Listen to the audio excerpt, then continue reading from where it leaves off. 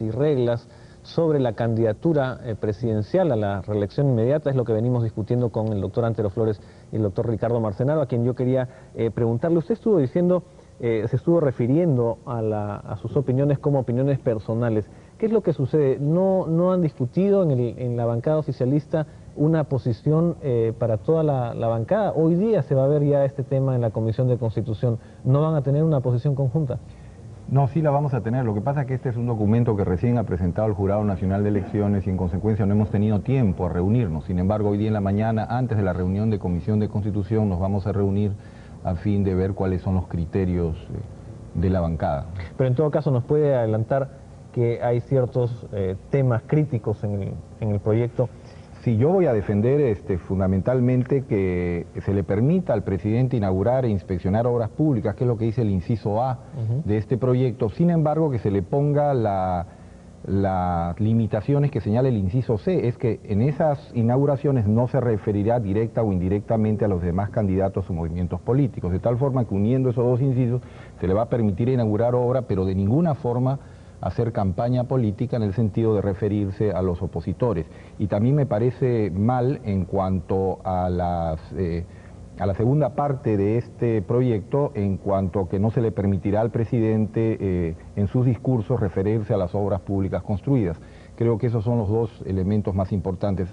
El resto creo que puede ser aprobado sin mayores problemas. Me parece bien que se le ponga límites al presidente en cuanto al reparto de bienes, me parece bien que se le ponga límites al presidente en cuanto cuando está haciendo campaña no utilice los bienes del Estado ni los medios de transporte, y si así lo hace tiene que pagarlos y cancelarlos, en consecuencia que cuando hace realmente proselitismo político y actúe como candidato, él asuma todos los gastos que esto requiere o el grupo político que lo apoyen.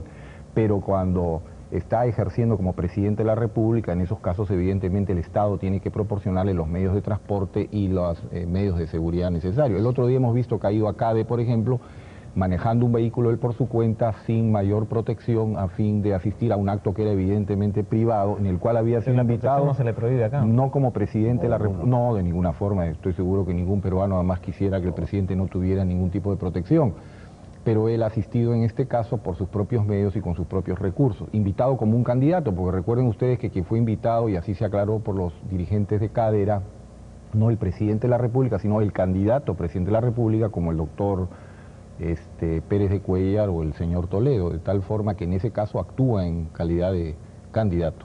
¿Podría llegar a haber un acuerdo en la Comisión de Constitución si son solamente estos dos puntos los que se debate y son puntos, digamos, Federico, que realmente la razón no parece estar en ninguno de los dos lados, Federico, o con los dos lados? Si bien es difícil ponerse en un término medio, lo que hay que pedir también es no solamente reflexión, sino habría que pedir coherencia a la bancada oficial. Cuando hemos estado discutiendo el jueves pasado este punto de que era el proselitismo y el artículo primero no se aprobó, se aprobaron los demás artículos, fue la bancada oficial la que aparenta un doble estándar, la que dijo hay que preguntarle al Jurado Nacional de Elecciones qué es proselitismo y que nos dé una relación de las cosas que no se pueden hacer. Y eso es lo que acataremos. Eso es lo que acataremos. Así es, y están las grabaciones. Entonces dijeron, no lo discutamos acá, pidámoslo al jurado para incorporarlo. Entonces acá estamos viendo la otra cara de la medalla. Cuando el jurado... Ahí estarían dejando de lado su tarea legislativa, ¿no? No, igualito como se le solicitó en un origen al jurado, traiga usted su proyecto y el jurado lo remitió. Pero el Congreso revisa, ¿no? Pero por supuesto que revisa y es una facultad del Congreso. Pero lo que te estoy diciendo... No podemos renunciar a la función legisladora. No pretendo que se renuncie. Porque de lo contrario... Lo que me refiero es al doble estándar y a la coherencia. Si uno pide y dice, señores, yo no soy técnico, que me diga el Jurado Nacional de Elecciones qué es lo técnico, que yo lo voy a incorporar y mi decisión de incorporarlo es la decisión legislativa, que el otro es el que lo propone, no se puede después de la propuesta y decir antes que lo que él me proponga para mí está bien porque es lo técnico, decir ahora esto no me gusta. Entonces es el doble estándar. Si me gusta, lo pongo. Si no me gusta, no lo pongo. Vamos a ver Ahí que está el problema. ¿le gusta o no le gusta? Yo creo lo siguiente, evidentemente lo que había que definir era proselitismo político. En esto el Jurado Nacional de Elecciones, que no es un organismo político, no es especialista en la materia, evidentemente quienes tienen que definir lo que es político son los políticos, y los políticos son los congresistas de la República. Además, los congresistas de la República han sido elegidos para legislar. Como bien dice el señor presidente del Jurado Nacional de Elecciones, ellos acatarán lo que dirá el Congreso, porque esa es su obligación. Sin embargo, ellos hacen una propuesta, no obstante no ser especialistas en el tema de proselitismo político, porque ellos no son políticos, hacen una propuesta. Sin embargo, el Congreso... ¿Pero serán expertos en el tema electoral? En el tema electoral sí, pero no en el tema... ¿No es una cuestión electoral? No, creo que es un tema que está evidentemente vinculado al tema político, por lo tanto somos nosotros los políticos los que tenemos que definir. Creemos que en este caso el Jurado Nacional de Elecciones, con todo el respeto que él se merece, se ha extralimitado en esta definición, por lo tanto nosotros tenemos que ponerle... ¿Para qué le piden consejo al jurado si al final van a hacer lo que ustedes quieren?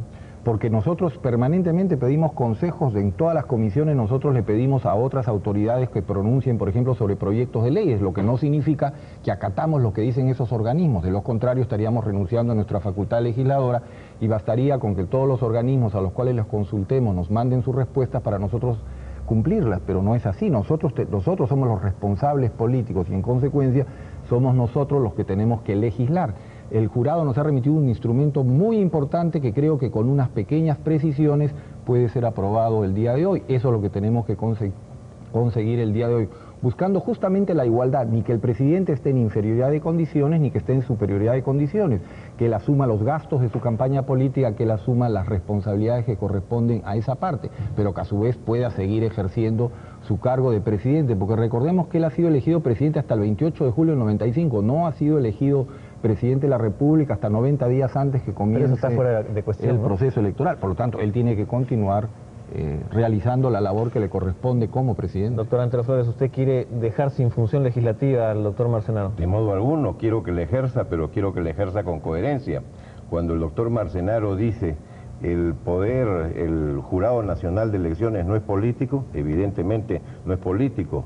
Son políticos los congresistas, es político el presidente de la República, pero ese Jurado Nacional de Elecciones se está refiriendo a las elecciones políticas. En consecuencia, hay una relación entre la actividad política y las elecciones que son políticas. Este Jurado Nacional de Elecciones no es el jurado electoral para ver qué dice el Sacro Colegio Cardenalicio para cuando tengan que ser reemplazado su santidad Juan Pablo II. En consecuencia, se refiere no a una elección de la Iglesia Católica, se refiere a una elección política. En consecuencia, ese Jurado Nacional de Elecciones, en que podrán no ser expertos en el tema político, pero tienen lógicamente asesores y tienen gente rentada permanente que tiene que ver con todo el tema electoral, están haciendo una propuesta. Anteriormente, otra propuesta del Jurado Nacional de Elecciones que sí les gustó, la santificaron, le dijeron maravilloso, esto es buenísimo, pese a que la oposición hizo reparos. Ahora, cuando no les gusta, eso no se aprueba. ¿Usted no cree que sea una elección muy santa? ¿Cómo? ¿Usted no cree que sea una elección muy santa? Yo quiero que sea santa. Ajá. Y estamos haciendo todo lo posible porque sea santa y transparente. Pero no cardenalice. De modo alguno cardenalicia, porque no hay que confirmar las cosas, sino hay que buscar nuevas cosas. Supongo que usted tiene algo que responder a lo que acaba de objetar. Sí, en primer lugar, que no tengo la menor duda que este va a ser un proceso nuevamente transparente, como ya los procesos que se han realizado últimamente en el país y que han sido reconocidos por organismos internacionales y por observadores de muchos países como procesos absolutos y totalmente limpios. Justamente por eso nosotros queremos contribuir a esta limpieza y transparencia con una norma que permita establecer claramente la distinción entre el candidato y el presidente de la República. Creemos que esta norma es fundamental y es un gran aporte, pero yo no estoy dispuesto a renunciar a mi capacidad de legislador, para lo cual fui elegido, y poder precisar algunos conceptos que, reitero, no limiten al presidente de la República, pero que tampoco le otorguen ventajas frente a sus contendores, y de tal forma que realmente el resultado de este proceso sea aquel el cual el pueblo quiera otorgarle. ¿Ustedes estarán de acuerdo en llegar a un punto de encuentro? Pero por supuesto que hay que buscar las cosas que sean lo mejor para el país. Igual como para Ricardo, por ejemplo, señala que este proyecto tiene deficiencias en exceso, yo creo que tiene algunas deficiencias en defecto. Por ejemplo, no ha visto nada de lo que es la publicidad subliminal que puede ejercerse para conectar la mente entre el candidato y el presidente, que la la personifica A ver, un mismo individuo. ¿Cómo es esta comunicación subliminal entre candidato y presidente? Por ejemplo, hemos venido de CADE, hemos ido y hemos venido todo el trayecto lleno de letreros de las obras del Estado con los colores naranja y negro. Yo no creo que sea conveniente la utilización en las obras del Estado de los colores que te hacen conectar inmediatamente con el aparato publicitario de una campaña presidencial. ¿Usted cree que eso está bien? En primer lugar, no he asistido acá, no he visto los letreros, he visto letreros en mis giras por el país, pero de todos los colores, verdes, rojos. No tenemos por qué dudar del testimonio del doctor Antero Flores. Si fuera así, creo en que, hipótesis. me acuerdo haber visto muchos letreros rojos y no creo que por eso se le estaba haciendo propaganda al Partido Comunista Peruano. Si es que se pusieran colores naranja y negro, identificando las obras con el partido de gobierno, ¿usted estaría a favor de una norma que impida eso? Yo no creo que realmente sea el color lo que determine la identificación no estaría del presidente de la República. No estaría de acuerdo en prohibir eso. Los colores que se pongan en los letreros no es lo importante. Creo que lo que va a determinar la elección de la ciudadanía no es los colores que se pongan en los letreros, sino las obras que se hayan ejecutado. Por eso es que se quiere limitar al presidente para que explique la obra que él ha realizado, porque evidentemente ese es el punto fuerte. Pero la norma no trata de separar o no debe pretender separar justamente lo que es el presidente de lo que es el candidato. El candidato obviamente se identifica con unos colores y el presidente se identifica con el blanco y el rojo. Esos son los colores nacionales. ¿Usted está de acuerdo en que las obras públicas se exhiban con colores del partido de gobierno? Yo creo que hay que tratar de mantener la absoluta transparencia y por lo tanto si hubieran algún tipo de estos actos habría que tratar de evitarlos. Pero es decir, la norma, esa es la pregunta, en hipótesis de que esto sucediera. Lo que pasa es cuando se habla esto de propaganda subliminal y estamos hablando de algo sumamente subjetivo, es muy difícil de definir, por lo tanto el problema que surgiría Pero la norma no debería... ¿Qué es? Evidentemente, no podemos dejar libres a la interpretación de otro organismo el poder determinar este tipo de hechos. Creo que nosotros tenemos que señalar en forma absoluta y totalmente objetiva cuáles son los casos y las situaciones para impedir que en el futuro, no solamente para esta elección, sino en el futuro, por lo menos mientras que exista la reelección, pueda algún tipo de organismo pretender influir en el proceso electoral o cambiar resultados. En consecuencia, creo que debe señalarse expresamente tal como viene propuesto en esta fórmula presentada por el Jurado Nacional de Elecciones, pero haciendo algunas precisiones, y creo que esto es lo fundamental. Ahora, que subliminalmente, evidentemente, cada vez que todo peruano se transporte por la carretera panamericana, estará recordando a este gobierno que la reconstruyó. Cada vez que pase por un colegio... haciendo proselitismo, no haga proselitismo, pues, señor Marcenaro. Pero es lógico, eso será considerado propaganda subliminal. No es subliminal, es completamente directa la que está haciendo usted. No, pero me refiero a la identificación de los colores, que eso sí hace una gran diferencia entre un sello de, por ejemplo, el sello de la República y unos colores de un partido, ¿correcto? Reitero, yo he visto letreros rojos, habría que cambiarles, no sé qué color, habría que nos podríamos poner de acuerdo todos los partidos para ver cuál es el color que no ha sido utilizado. Rojo y blanco, la bandera peruana. Y repintar todos los letreros, ¿no? Bien. ¿Alguna otra objeción sobre lo que no está acá? Yo creo que sí. Mira, en este tipo de cosas de inducción al electorado, hay que buscar que no hayan las inducciones ilegítimas o las inducciones que sean el ejercicio de una ventaja para buscar la igualdad. Este tipo de inducción, hay inducciones pues modernas, sofisticadas, ya no es cuestión de agarrarlo a uno de la corbata, jalarlo y anda, vota así, eso ya pasó. Entonces han ido saliendo nuevas formas, muchísimo más sofisticadas, muchísimo más finas de inducir al electorado. En consecuencia, lo que hay que evitar es la inducción ilegítima. Marcenaro, con toda razón, el doctor Marcenaro dice, cuando vayan por la carretera verán lo que el ingeniero Fujimori le ha reparado. Igual los trabajadores cuando reciben su sueldo verán que no hay aumentos. Cuando van a la plaza, pero por supuesto, se supone que no es un programa plural en que los dos estamos iguales, cuando va el ama de casa a la plaza verá también que por este gobierno no le alcanza. Cuando toca la puerta para buscar un trabajo verá que no hay. Correcto. En consecuencia, siempre hay otras formas, ¿no? Regresemos entonces al tema. No sé si tiene usted una objeción o alguna opinión final, porque yo empecé dándole la palabra al doctor Antero Flores. No, yo simple y llanamente quiero invocar a todos los grupos políticos que van a estar representados ahora en la Comisión de Constitución y posteriormente en el plenario, en que nos pongamos de acuerdo, porque nosotros, Cambio 90, nueva mayoría, desea establecer límites al señor presidente de la República, para que nosotros entremos a este proceso electoral con absoluta transparencia y absoluta limpieza y que no se pretenda luego afirmar que el presidente ha tenido ventaja. Por lo tanto, establezcamos eso, pero permitámosle al señor presidente de la República continuar en sus funciones de gobierno, porque creo que para eso ha sido elegido. La reunión de la Comisión de Constitución está citada para las 10 de la mañana. A partir de las 10:15. Esto significa que la reunión de la bancada oficialista para ver cuál será su posición unitaria, si es que la tendrán... Va a ser previo a eso. A las 9. A las 9. Y acá casi se va a la reunión. Muy bien, muchas gracias, doctor Ricardo Marcenaro. Muchas gracias, doctor Antero Flores. Pronto estaremos nuevamente en contacto. Son las 7:50. Nueva mayoría, y Antero Flores Araos, de PPC, a quien no le voy a decir tío en esta oportunidad por si acaso. De modo alguno. De modo alguno. Ya vas reconociendo que soy tu sobrino, lo cual significa un avance. Muy bien. No quiero decir nada porque además él está de candidato, mañana esperamos que sea elegido. Bien, Ricardo Marcenaro, vamos a poner la legislatura en la balanza. ¿Qué cosas han sido positivas desde su perspectiva y qué faltaría hacer? Bueno, en primer lugar, uno nunca está satisfecho por el trabajo realizado, porque uno siempre quisiera que se avanzara mucho más, pero creo que ha sido una legislatura muy positiva.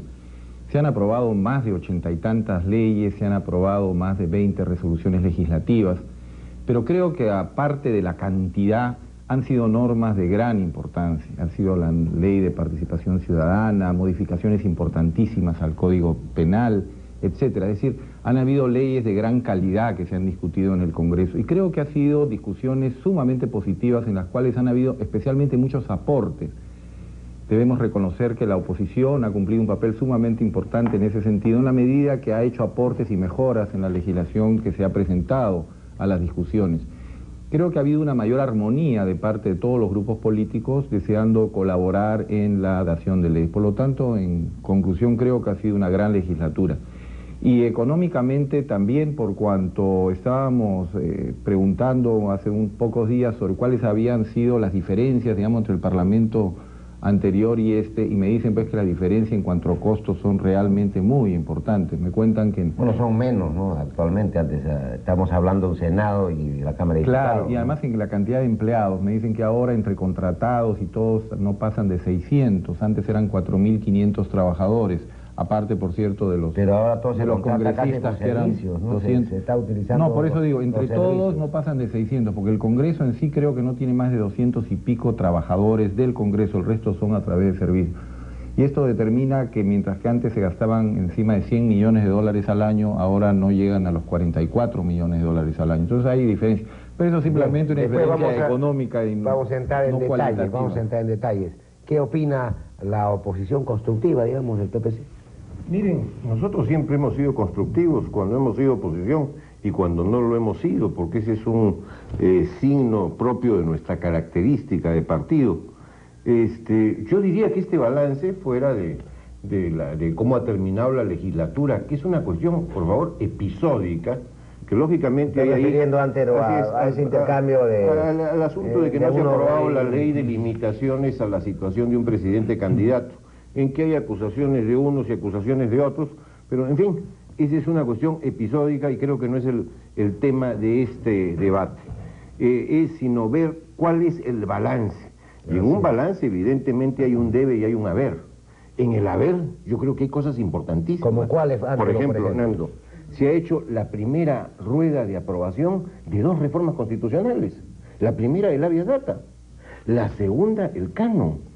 Después se han aprobado 3 leyes de desarrollo constitucional importantísimas.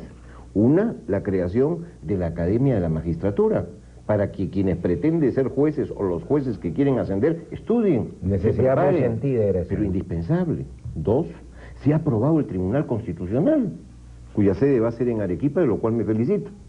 3, se ha aprobado la Ley Orgánica del Consejo Nacional de la Magistratura, que significa terminar con las manos del poder político en los nombramientos del Poder Judicial y del Ministerio Público, cosa que es sumamente importante. Por primera vez en el país los políticos sacan la mano, se sustraen de los nombramientos judiciales, cosa que hemos reclamado, los 3 somos abogados, cosas que hemos reclamado todos los abogados y toda la civilidad.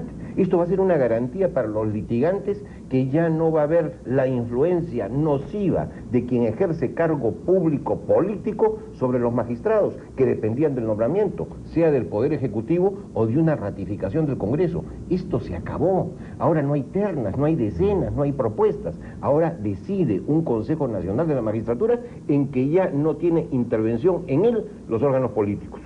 Después, Fernando, se han aprobado una serie de convenios internacionales sobre garantías de inversión. Se han aprobado, además, unas modificaciones del Código Penal, por ejemplo, respecto a las violaciones y seducciones de menores en acto análogo, que no estaba legislado en el Código Penal. Hemos legislado las penas, tengo entendido. No, en esto lo hemos incluido, porque no estaba ni siquiera penalizado. No estaba tipificado. No estaba tipificado. Había una omisión del Código Penal. Hemos incluido, por ejemplo, como penalizable el acto de cultivo, inclusive tenencia de lo que son las semillas de amapola. Hemos creado un sistema, por ejemplo, muy claro y diferenciado para otorgar declaraciones de fábrica. Hemos creado las acciones sin voto en las juntas de accionistas para las sociedades anónimas. Hemos hecho modificaciones importantes en el inquilinato. Hemos creado la bolsa de productos. Hemos creado un sistema, además, que obliga a todos los alcaldes a no duplicar los nombres de las calles, y los obliga además a ponerle a todas las fincas un número, para que inclusive la gente de menores recursos y que vive en pueblos jóvenes no le digan que vive en la manzana tal lote tal, sino que tenga un nombre su calle y un número. Tiene contenido social. Se ha visto, por ejemplo, el nuevo sistema de registros públicos. Hemos restituido las fiscalías de derechos humanos y defensoría del pueblo. Hemos dado, por ejemplo, una prórroga en cuestiones de inquilinato, porque no puedes votar, puedes desalojar a los colegios del Estado cuando el Estado tiene carencias económicas y no puede expropiar todas las escuelas. En consecuencia, yo creo, Fernando, que el balance es positivo. Te voy a hacer una pregunta. pregunta. No significa que no queden cosas pendientes. Sí, claro, eso vamos a verlo luego. Te voy a hacer una pregunta. Sí. Sé que no es una pregunta fácil, pero te pido que te pongas la mano en el corazón. De manera objetiva, creo que te caracterizas por ser muy objetivo. ¿Compararías este Congreso con la Cámara de Diputados, que fue una experiencia anterior que tuviste? Honestamente, Antero, ¿este Congreso trabaja mejor que la Cámara de Diputados anterior a la que también perteneciste? Fernando, sin ninguna duda. Mira, Fernando, yo soy oposición. Creo que era una pregunta importante. Yo soy oposición, pero lo que no puedo ser de modo alguno es sectario, ni puedo ser imbécil, y discúlpame que te diga las cosas claras. El sistema bicameral era un sistema que da mayor seguridad jurídica, y yo siempre he pretendido que el sistema continúe en el Perú, el sistema bicameral. 2 cámaras, en lo cual 2 grupos de gente... Pero una revisora, ¿no? Es, claro, una cámara revisora, ven las cosas mejor. Ahora hemos ido a un sistema en que las cosas van muchísimo más rápido, pero se pierde en seguridad jurídica. Pero creo, Nando, te lo digo francamente, que ya cambié de opinión. Creo que un sistema bicameral hoy día, y yo que he vivido en los dos, hoy día, después de esta experiencia, te soy franco, varié.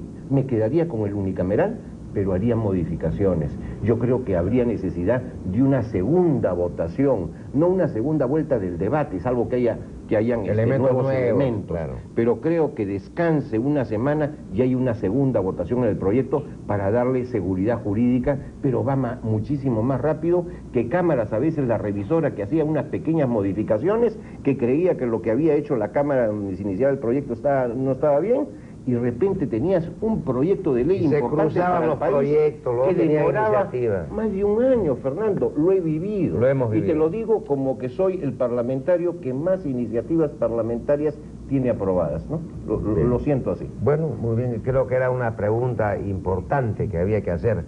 Luego volvemos con Ricardo Marcenaro, pero vamos primero a una pausa.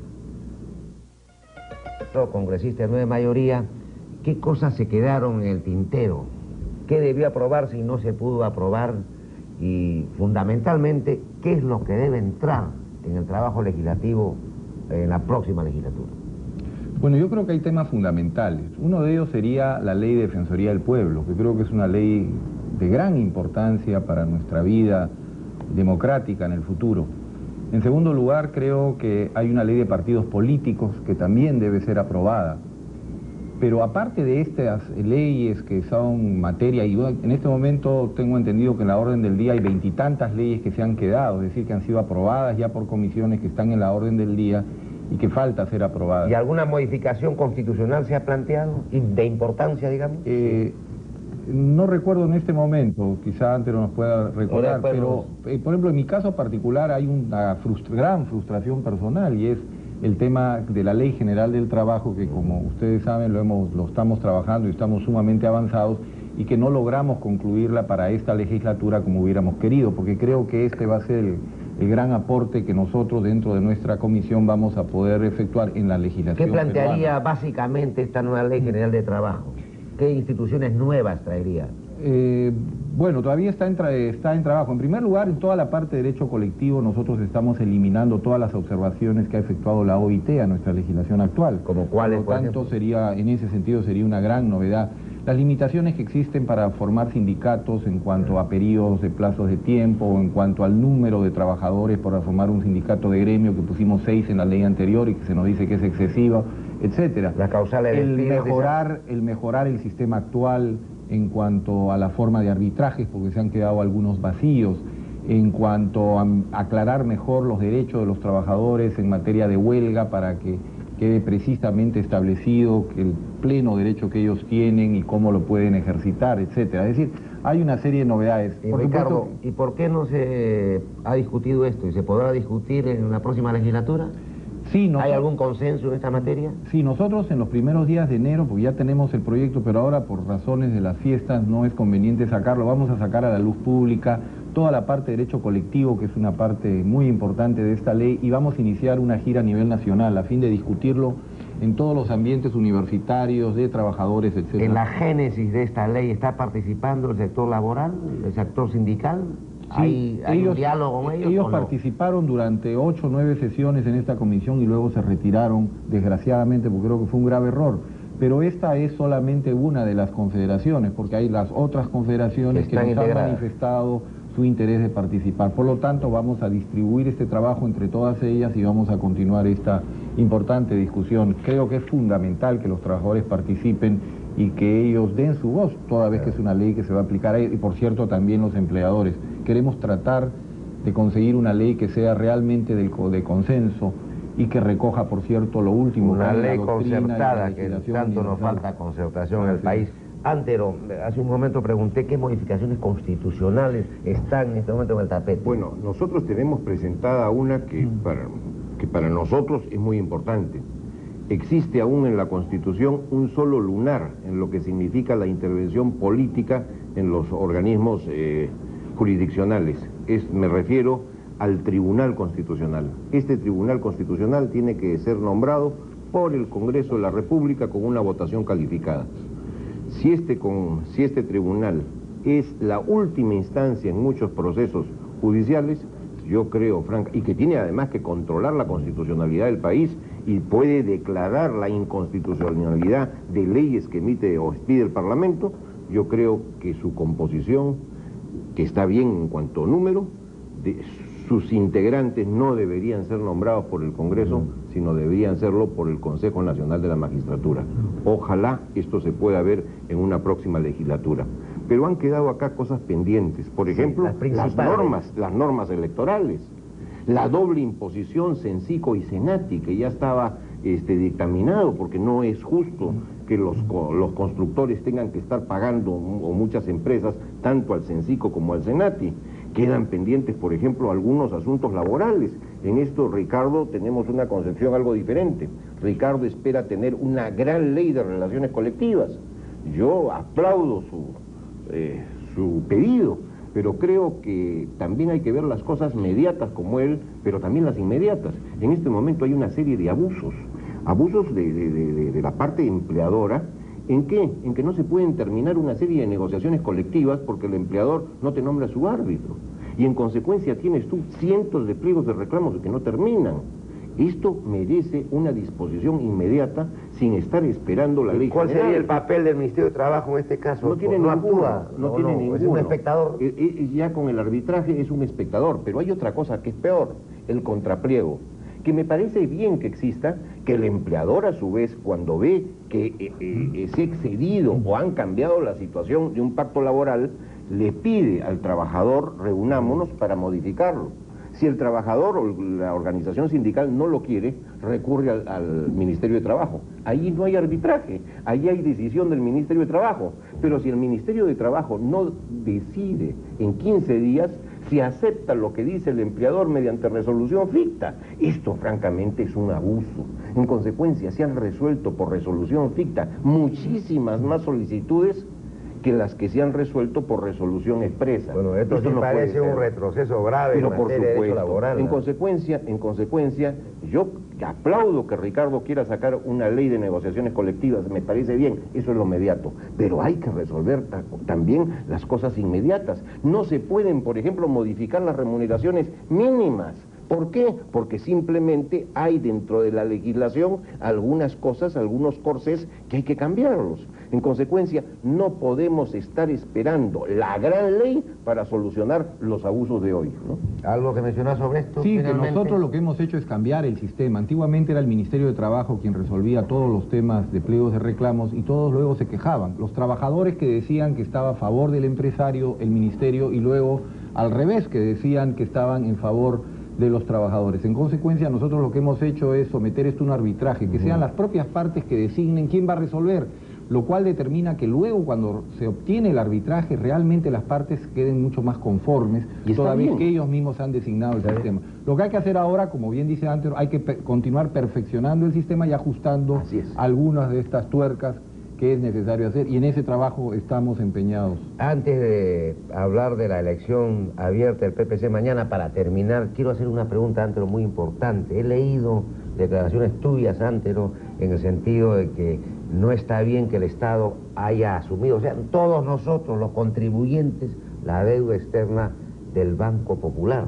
Yo digo, ¿por qué tenemos que asumir nosotros los contribuyentes esa deuda? Pero, Nando, es que si el Estado, por la parte que el Estado avaló, garantizó, lógicamente tiene que honrar su palabra.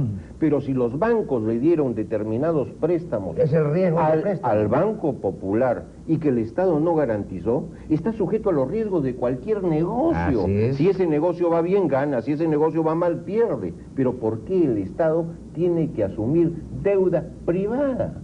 Yo francamente no lo entiendo. Bueno, yo tampoco. Y como decían nuestros abuelos, no piensa mal y acertarás, ¿no? ¿Qué habrá ahí debajo? No lo sé. ¿Estás de acuerdo con eso, Ricardo? No, yo estoy de acuerdo con lo que dice antes, yo creo que el Estado no debería de participar. ¿No es cierto? Así es. Eso es un absurdo, una medida que esperamos sea modificada. Finalmente... Sí, con lo que no estoy de acuerdo es con la suspicacia de Antero, porque no creo que haya mala fe definitivamente. Bueno, no es por un último, tema... cada uno es dueño de sus propias suspicacias. No creo que haya Claro, mala fe. podemos decir que de repente no hay mala fe, de repente hay algo peor. Quizás, no se sabe, en fin, pero creo que el tema capital es este. Señores, no tenemos por qué los contribuyentes asumir una deuda externa del Banco Popular, del ex Salvo Banco la Popular, garantizada, salvo hay que por el ahorrar Estado, rápido. esa es otra cosa, esa es otra cosa. Bien, Antero, ¿cómo van las elecciones para mañana? Bueno, mañana El proceso, tenemos digamos. elecciones abiertas en el PPC, sabemos ¿Qué que el número eres? PPC Perdón, vamos a hacer propaganda aprovechando el parentesco. Bueno, mil gracias. He salido en el sorteo con el número 8, que espero sea el ganador en el proceso abierto de mañana, al que están invitados todos a participar. ¿Vas a participar, Ricardo, por ejemplo? No, ¿La mayoría? no, de ninguna forma, pero le deseo la mejor de las suertes porque Antero definitivamente ha sido uno de los parlamentarios que más ha contribuido y como le consta a mi comisión de trabajo le ha aprobado proyectos. Más proyectos le ha aprobado Antero de los que me ha aprobado los propios proyectos propios. En consecuencia creo que Antero es una de las personas más serias del Congreso y que realmente ha hecho una excelente labor. Por lo tanto, no obstante estar en una tienda rival, le deseo la mejor de las suertes. Tendremos que ir nosotros, vamos, Hay a ir más. de todas maneras, pero no para hacerte el Así es, pero hay más coincidencias que discrepancias, Ricardo, Eso es en los positivo. términos jurídicos y en los términos y en las cosas técnicas. Eso es positivo. Muchas gracias, pues, a Ricardo Marcenaro, del nuevo congresista de Nueva Mayoría, por su presencia, y también muchas gracias a mi tío Antero Flores Herao por su presencia en réplica. Ya volvemos. Gracias, sobrino.